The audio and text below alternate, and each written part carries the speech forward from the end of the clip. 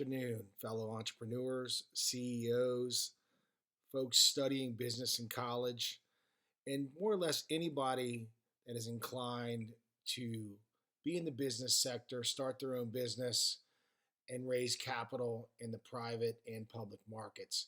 I'm here today to discuss with you some of the mistakes that I've made as a CEO and what to look for as an investor so that you don't make bad investments. I'm going to talk to you from a perspective as a convicted felon who actually made mistakes and got in trouble by making those mistakes. And I'm also going to talk to you from a perspective of being a successful entrepreneur. It's done quite well on a multitude of different businesses. And it's definitely a tough video to make, and this is the first video I'm going to make, so please bear with me. But I do think I can offer a lot to a lot of different people to help them not make the same mistakes I made, and also to be quite successful in raising capital, and also not making any bad investments by looking at things from a successful CEO and convicted felon perspective. I'm going to start off a little bit with my background. I'm born and raised in the Washington, D.C. area and pretty much have been a serial entrepreneur all my life. I come from a very low income background, so I know what it's like to scratch and claw my way to the top.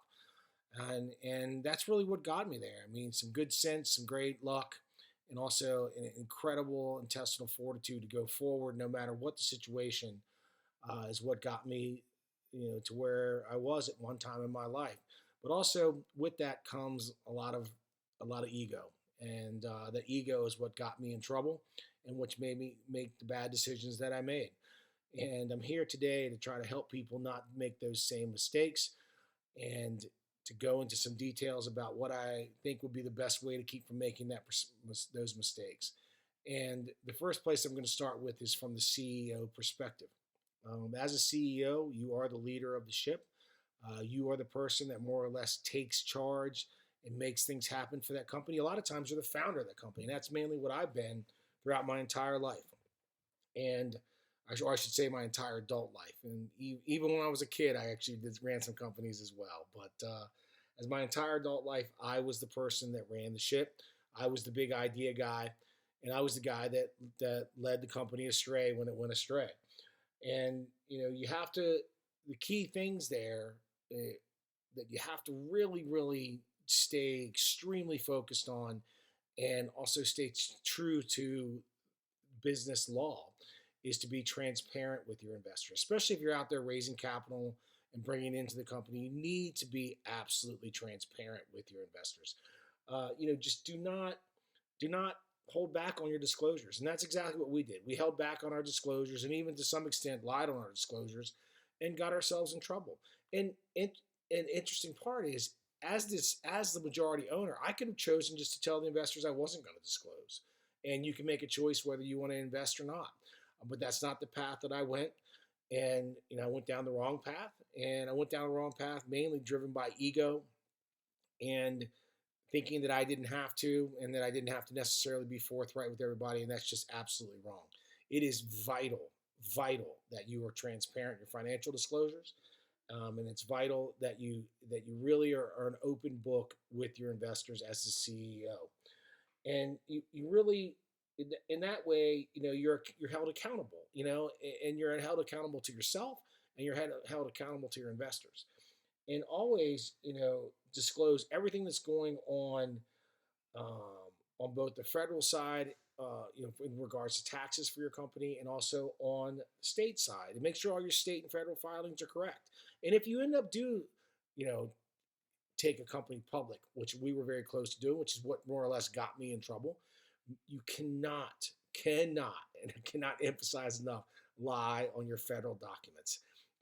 Anytime you lie on your federal documents or do not fully disclose, which is the same as lying, they can bite you right in the butt. And it's just really, really important that full disclosure is an absolute must. And your investors will appreciate it. And most of the people that are accredited investors understand that there's going to be ups and downs in the business. And where I was really good at moving things forward and making things happen, I wasn't good at facing my investors when things weren't going perfectly.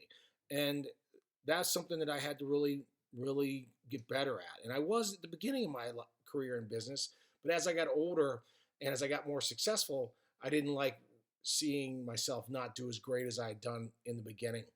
And it was definitely ego driven and just bad choices. And when you look at also at the CEO, look at who he surrounds himself with, his other C-suite colleagues. Make sure they're better, smarter, and really as strong to some extent in their own ways as the CEO. Most of the time, no one is going to be as strong and directed as the CEO. But if he hires great people around him that are smarter and have their own incredible techniques and personalities, he will be better or she will be better. Excuse me. And I didn't do that. I hired some folks that I had to drag across the finish line, and I'll never make that mistake again. And it really is vital that you surround yourself with the right people. And I know this sounds like common sense, but in all reality, it's really not. You'd be surprised that when you're in the throes of battle, which is what it is to build a company, you sometimes don't have the time to think all these things through. And I'm hoping that this video will help you guys understand uh, that this is vitally important and should be part of the check the box of what I'm supposed to do as a new CEO or as a startup founder or any other type of C-suite position. You want to make sure that you surround yourself with great people. And it's also, if you end up getting yourself sideways with the federal government or state government, you have to fall on your sword. If I had fallen on my sword on the civil side, I most likely would have never been indicted on the criminal side. And what I mean by falling on your sword is if you've done some things in the gray area, if you haven't disclosed and it's been somewhat found out, you need to fall on your sword in regards to these folks. Disclose to them, do not lie to them. And a lot of times you can work things out through either fines or some disclosures that you didn't do.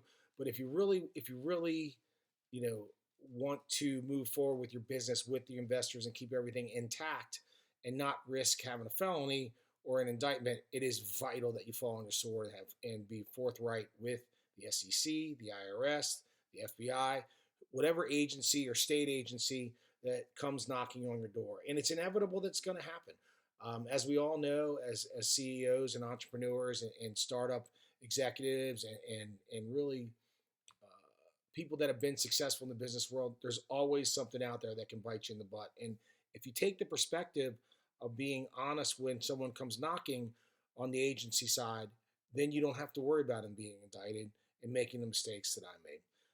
I think that these three things are quite vital that you live by, and I will be adding to this with other videos as we go forward as I build out this channel.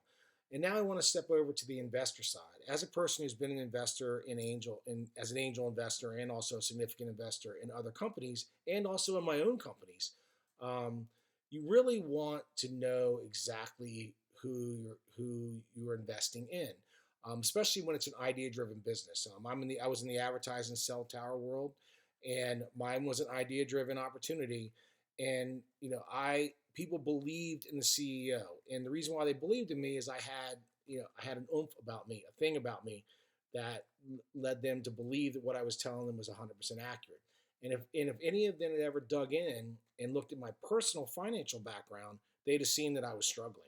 And that's incredibly important as an investor, both on the angel side and even on the little bit larger investor side. On the large institutional investors, they do full background checks. They really dive into things, so they pretty much have got that covered. But when you're an angel or a smaller investor, you don't necessarily have access to that, and you don't necessarily have the ability to fund a full background check, or you don't want to, or there's a need to get the capital in the door quicker. So there's a press there, and you're excited. You have some great investment capital. You've done well in other investments, and you like this company that you're looking at, and you want to get in. You want to be one of the founders, or you want to be one of the people that gets a lot of the really top stock as this company goes forward, or the top membership as this company goes forward. So you want to be there, and sometimes that causes you to not necessarily do all the investigation that you can. And one of the key things is, again, like I started, look at the personal financial background of the C-suite folks, especially the CEO and the CFO. Ask them for their personal bank statements. Ask them for their life, what their housing looks like. Obviously in a startup, if someone is not very successful yet, they're not going to be living. They shouldn't be living in a beautiful mansion or shouldn't be driving a super nice car. And if they are, then there's a possibility that they're not using investor funds correctly. And I know that seems very black and white, but as a person that's made that mistake and done that, I will tell you it is black and white. And also really dig into the meals and entertainment side of any investment.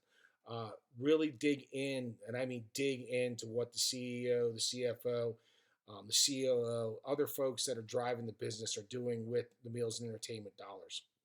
Um, see if it's a more personal or it's a combine of personal and business. It seems to be more of a combine of that instead of just straight business. Look at their business travel. Ask questions about what was the reason for this business travel. Why was the cost so high? What was the reasoning for going to these different parts of the country or the world? And explain, in regards to the business, how they relate to the business and what business came out of that. Ask those tough questions, and if you do that, then you can really make a real conscious, and also, of course, look at the company financials. But you can make a real serious, investment that way, and also not make the mistakes that I've made, and also that I led investors down that path. I know how to work both sides of the equation, and as an investor now, it's really great to have that knowledge and know where I made those mistakes, both on the CEO side of misleading investors and also making bad investments.